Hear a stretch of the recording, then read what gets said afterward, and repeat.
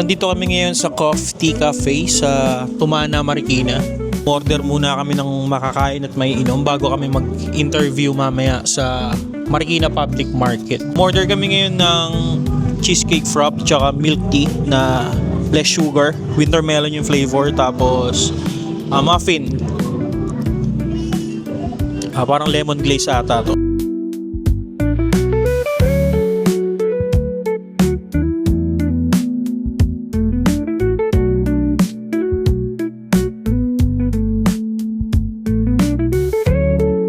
Nandito kami ngayon sa Marikina Public Market para mag-survey ulit ng mga kababayan natin dito kung sinong napipisil nila sa 2028. Yung mapapansin nyo yung Marikina, kahit yung palengke nila malinis. So, hanap tayo ng mga interview, yung mga walang ganong ginagawa. Tara. For 2028, ma'am, baka may napipisil ka na sa kanilang dalawa? Ang napupusuan ko si Sarah. Anong dahilan mo?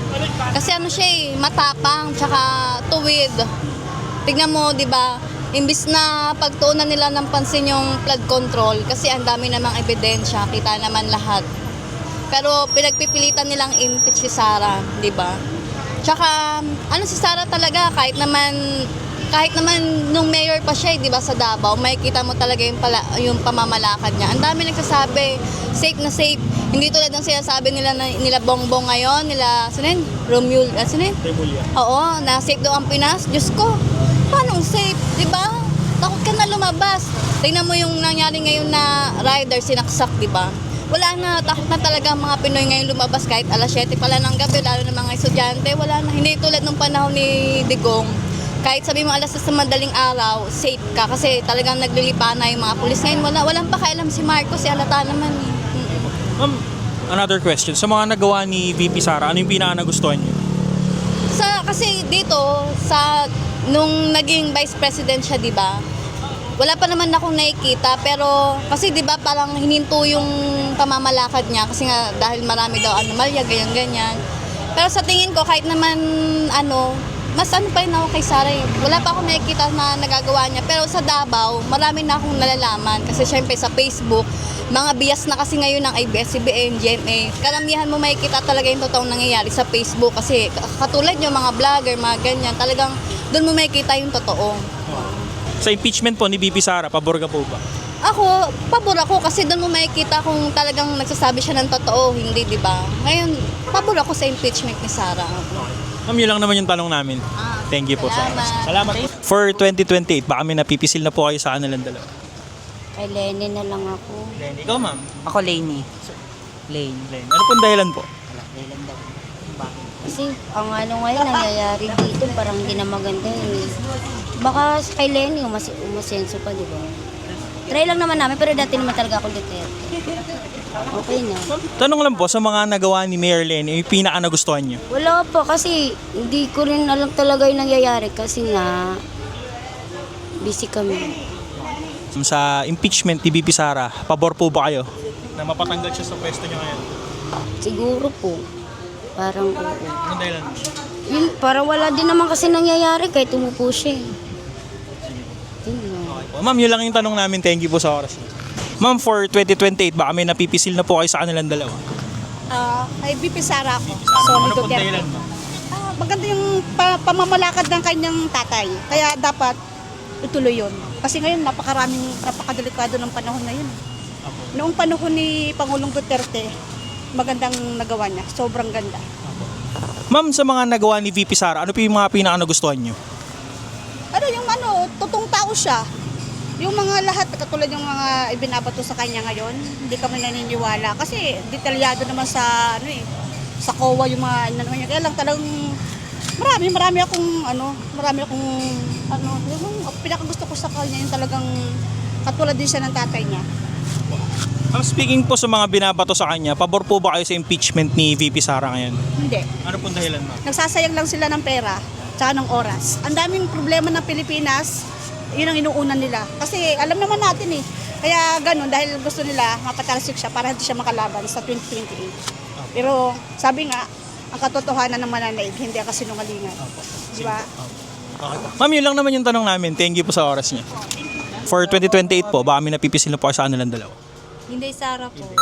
Ano pong dahilan mo? From Mindanao kami, sir. Yes po. Kaya Inday Sara po talaga. Ma'am, tanong ko lang, sa mga nagawa ni VP Sara, ano po yung pinaka nagustuhan niyo? Since from Davao po ako, Davao City talaga. So city mayor namin, kilalang kilala namin ng Duterte. So ang laki po ng in-improve ng Davao City compared to my childhood age na iba yung namumuno dun sa Davao City. So nakita naman namin ng improvements sa mga structures. How much more pa kung buong Pilipinas, kumbaga. Sa impeachment po ni VP Sara, in favor po ba kayo? No. Ano pong dahilan mo? Siyempre, 30 million voters yun eh. So, parang deserve naman talaga niya yung position. Dapat na presidential. Okay po. Sige. Ma'am, yun lang naman yung tanong namin. Thank you po sa oras niya. Salamat po. For 2028, sir, baka may napipisil ka na sa kanilang dalawa. Siyempre meron. Since 2022 si Mayor Lenny yung pinili ko kasi since anong vice president siya, makikita naman natin sa records niya yung transparency niya sa budget, sa lahat. Nakapag-file nga siya ng ng liquidation ng budget niya yearly. So nagawa niya yun nung VP siya, nagawa niya yun nung mayor siya. Possibly magagawa niya yun pag naging president siya. Kaya si Mayor Lenny ang napipisil ko. Sir, another question po. Sa mga nagawa ni Mayor Lenny, ano po yung pinaka nagustuhan niyo? Sa akin yung pagiging transparency niya sa sa budget. Isa yun sa mahalagang tignan natin kasi yung budget ng government galing sa atin yun sa taong bayan yun Isipin natin lahat na mula sa binibili natin hanggang sa sahod natin, tax, VAT, lahat yun, may kaltas yun. Hindi magpa-function ang buong Pilipinas, ang buong isang bansa kung walang tax, walang VAT. So kailangan magamit yon ng tama para sa ating ding lahat. Sir, last question sa impeachment ni VP Sara, in favor po ba kayo and bakit po? Sa records niya kasi, naging DepEd Secretary siya, may record siya dun na nagkaroon siya ng issue about sa budget, yung kay Mary Grace Piatos. Sa Pilipinas kasi ang daming schools na kulang. Kulang sa facilities, kulang sa lahat, mga teachers natin, kulang sa sahod. So dapat yung pondo sa DepEd na dapat mapunta doon sa mga kakulangan, sila lang din nakinabang. Imagine ang daming mga bata na gusto mag-aral. Sige, pumapasok sila, masipag sila. Pero pagdating sa eskwelahan, kulang sa gamit. Yung classroom, walang pisara, yung walang upuan. Mga teachers, kulang sa gamit. Sayang yung sayang yung budget sa DepEd kung sa kanila din napunta. Para sana sa mga mag-aaral yun. Ang kinabukasan ng mga bata. Pagkakataon sana nila yun para matuto. Maganda sana kung yung budget naialat kung saan dapat siya talaga. Sir, yun lang naman yung tanong namin. Thank you po sa oras niya. Salamat po. For 2028, ma'am, baka may napipisil na po kayo sa kanilang dalawa. Kay Sara. Anong dahilan po, ma'am? Nako, yun ang mga nakaupo magulo ang ating Pilipinas. Nancy Duterte ang nakaupo, nakakalakad na mga anak ko kahit gabi sa kalsada. Ngayon, ano nangyayari? Puro gulo. Patayan, lahat. Ang daming nangyayaring gano'n. Ma'am, sa mga nagawa ni VP Sara, ano po yung pinaka nagustuhan niyo? Wala pa naman siyang nagagawa. Wala pa naman siyang ganun Kasi nang mag-resign siya, kauupo lang naman yun Hindi niya na nagustuhan lahat yung ginagawa ni na Marcos. Kaya siya nag-resign. Sa impeachment po ni VP Sara, pabor po ba kayo? Hindi. Ano pong dahilan po, ma'am? Mawawala na naman yung mga may kaso. Na na naman sila, natago na naman. Hindi na naman mauungkat Ngayon nga lahat na yung mga bumaligtad, walang kaso, pero yun may kaso. Di ba? Ma'am, yun lang naman yung tanong namin. Thank you po sa oras. Salamat po. For 2028, baka may napipisil na po kayo sa kanilang dalawa. Ano ba yan? For presidency? Lenny ako. Ano pong Yes. dahilan, sir? Alam ko din pagkaano ni Lenny She was the vice president before and alam ko kung paano siya magpaano. Compared to kay Sara, alam mo sa totoo lang, para hindi siya abogado kung magsalita Sa akin, para ba siyang taong kanto na basta I don't like her attitude. Pero tanong ko lang sa mga nagawa ni Mayor Len, ano po yung pinaka nagustuhan niyo? Marami din siya nagawang mga, ang tawag ito, sa batas. Hindi ko na pwedeng, hindi ko na pwedeng isa. Basta naman. Sir, last question. Sa impeachment po ni VP Sara, in favor po ba kayo? Yes. Saan nakikita ba ng tao yung sa kanyang ginagawa eh?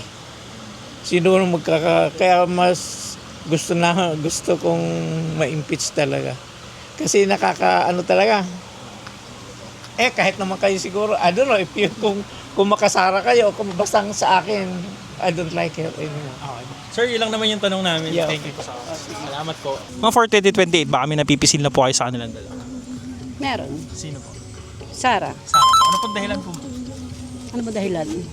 Tadaw na dahilan. Ako, Lenny. Lenny ka, Sara. Parang ano lang, gusto kong pagpatuloy lang ng parang papa niya. Parang gano'n. Ma'am, sa mga nagawa po ni VP Sara, ano po yung pinaka nagustuhan niyo? Hindi ko alam, wala ko alam. Wala po ako nang alam na nagawa pa. Hindi ako mahilig makinig eh. Sige po, ito po last question na po. Sa impeachment po ni VP Sara, pabor po ba kayo? Hindi din ako nakikinig. Sorry.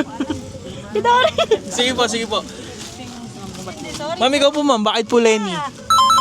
Ayaw ko na mga nagmumura, nagano. Taka, katoliko ako. Nasa simbahan ako. Server ako.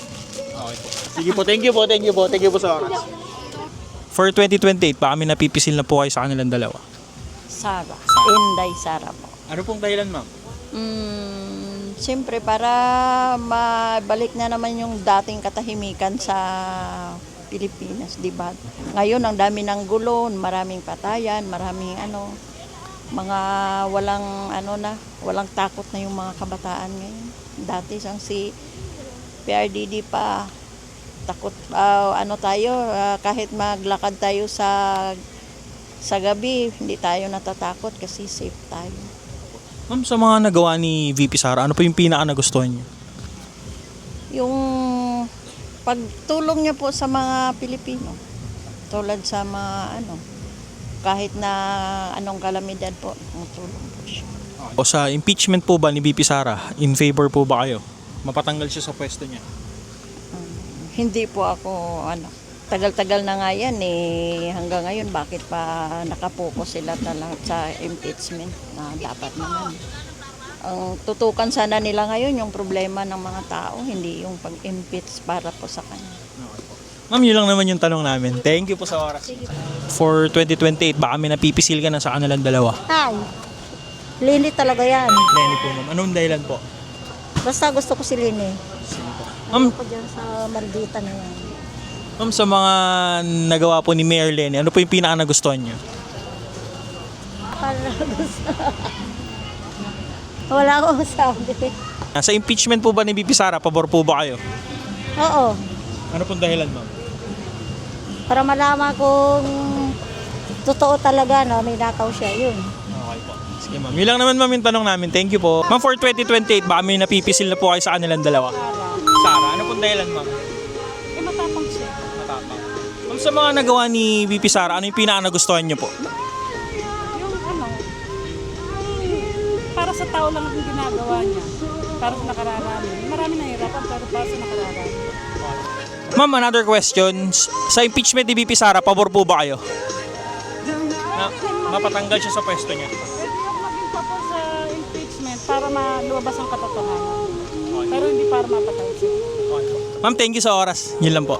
For 2028, baka may napipisil ka na po sa kanilang dalawa. Ma'am Lenny kasi po ako eh. Yan po. Ano pong dahilan mo? Alam ko yung maganda yung pamamalakad ni Ma'am Lenny. Kasi siya yung binoto ko nga nitong Ma'am, sa mga nagawa ni Mayor Lenny, ano yung pinaka nagustuhan niyo po? matandaan kasi basta kasi nung nagbutuan ay nung nangampanya sila pumunta kami doon sa may Inaris. Nagpakain siya doon, gano'n. Tapos marami ding tao dumalo doon. Hindi ko maalala yung iba yung ginawa eh. Sa impeachment ni VP Sara, in favor po ba kayo? Depende na lang sa, siyempre, yung lang naman mag-ano yan eh. Yung husgado lang naman yan decide, diba? Kung tatanggalin siya. Hindi naman natin pwede sabihin na tayo yung di-decide niyan. Sila naman yung di-decide niyan eh. Ma'am, thank you po sa oras niyo. For 2028 po, baka may napipisil na po kayo sa kanilang dalawa. Mas gusto ko po si Sara. Ano pong dahilan mo? Kasi okay yung ano niya eh. Para sa akin lang opinion ko lang. Mas gusto ko yung ano ng ano nila katulad ng tatay niya. Pamamalakad sa government. Yan lang po. Sa mga nagawa ni VP Sara, anong pinaka nagustuhan niyo? Wala pa naman ako na ano. Yung tatay niya lang kasi ang ano ko eh. Yung tatay lang po ang ano ko talaga. Ma'am, last question na. Sa impeachment po ba ni VP Sara, pabor po kayo? Na mapatanggal po siya sa pwesto niya? Hindi, mas gusto ko siya eh. Mas gusto ko siya. Kasi nga dahil sa family nila, sa tatay niya, mas gusto ko talaga yung pamamalakad nila. Yan lang po. Ma'am, yun lang naman yung tanong namin. Thank you po, thank you po. Thank you sa oras. Sir, for 2028, baka may napipisil na po kayo sa kanilang dalawa. Sara? Sara, ano pong dahilan, sir? Wala lang, basta Sara lang. Sir, another question lang. Sa mga nagawa ni VP Sara, ano yung pinaka nagustuhan niyo po? Hindi ko alam. Basta gusto ko lang dyan, ugali. Okay, sir, last question na. Sa impeachment po ba ni VP Sara, pabor po ba kayo? Hindi. Sara ako eh. Sara po. Sige sir, yun lang naman po yung tanong namin. Thank you po. Sir, for 2028, baka may napipisil ka na po sa kanilang dalawa. Lenny ako, Lenny. Ano pong dahilan, sir? Parang before na Vice President kasi siya ng Pilipinas kasi since nung term niya, confidential fund wala naman tayong na-issue tungkol sa kanya doon. Kaya for me, si Lenny ako. Saka taga Bicol din kasi kami. Sir, another question. Sa mga nagawa po ni Mayor Lenny, ano po yung pinaka nagustuhan niyo? Marami kasi siyang gustong mangyari sa Pilipinas that time. Siguro for me sa nagagawa niya siguro ngayon sa Bicol. Maganda yung feedback sa kanya mga taga Bicolano. Kaya yun na lang po siguro. Sir, last question na. Sa impeachment po ni VP Sara, in favor po ba kayo? Oo naman, kasi para malaman po nung marami po kasi nga kababayan nating Pilipino na malapan yung side kasi niya na may paliwanag niya kung anong nangyari sa confidential fund. Yun kasi hinihingi sa kanya ng mga tao, mapaliwanag lang niya na saan po napunta yung pera. Yun lang naman po. Sir, yun lang naman yung tanong namin. Thank you po sa oras niyo. Ingat po. For 2028, baka may napipisil na po kayo sa kanilang dalawa. Sa taas na ako, sa grade. Hey sir, Tayo. Sara din po. Sara tayo. Sara. Sir, ano pong dahilan? Para naman mawala na yung mga ano dyan. Mga kriminal na ginagawa ng mga gumagawa ng mga kabataan ngayon eh. Kasi ang dami ng mga ano natin yun, kabataan na hindi mga pasaway. Sa mga nagawa ni VP Sara, ano po yung mga nagustuhan nyo? Marami siya nagawa. Sa ano, si BBM, wala naman nagawa yun. Puro lang kalukuhan ang ginagawa niya. Mas maganda yung ano lang, tapat lang. Okay. Diba? Sa impeachment po ba ni VP Sara, pabor po ba kayo? Ay, hindi pa po. Ano pong dahilan, sir? Wala naman silang nakitang mali doon na ginawa nun. Bakit siya i-impeachment? Sir, yun lang naman yung tanong namin. Thank you po sa oras nyo. Salamat po. For 2028, ma'am, baka may napipisil na po kayo sa kanilang dalawa. Bicolana ako eh. Sa Mayor Lenny po? Oo, syempre. Ano pong dahilan, ma'am? Bukod sa Bicolana ka, baka meron pa. Yung napapanood ko sa TV, parang meron tayong mararating. Gagandang buhay natin. Try natin si Lenny. Kung sa mga nagawa po ba ni Mayor Lenny, ano po yung pinaka nagustuhan niyo po? Ayan, nakikita ko sa Bicol, okay naman. Maayos naman siya. Oo. Sa impeachment po ni VP Sara, pabor po ba kayo? Mapatanggal siya sa pwesto niya ngayon. Duterte ako, paano yan? Mahirap ano? Hindi, syempre hindi. Oo. Kailangan maging vice president pa rin siya. Ma'am, yun lang naman po yung tanong namin. Salamat po. For 2028, ma'am, baka may napipisil na po kayo sa kanilang dalawa. Yung isa dyan, Sino po, ma'am? Duterte. Duterte po. Ano pong dahilan, ma'am? Hindi ko masyadong okay naman siyang mag-secretary. Sa mga nagawa ni VP Sara, ano po yung pinaka nagustuhan niyo? Medyo ko na kasi, nakalimutan ko na yun. Sa impeachment po ni VP Sara, pabor po ba kayo? Mapatanggal siya sa pwesto niya ngayon. Parang ganun kasi nababalitaan na yung dun sa blood control ba yon yung ano. Ma'am, yun lang naman yung tanong namin. Thank you po sa oras. For 2028 po, baka may napipisil na po kayo sa kanilang dalawa. Sara, Ma'am, ano pong dahilan? marami na siyang natulungan eh. Ma'am, sa mga nagawa ni VP Sara, ano po yung pinaka nagustuhan niyo?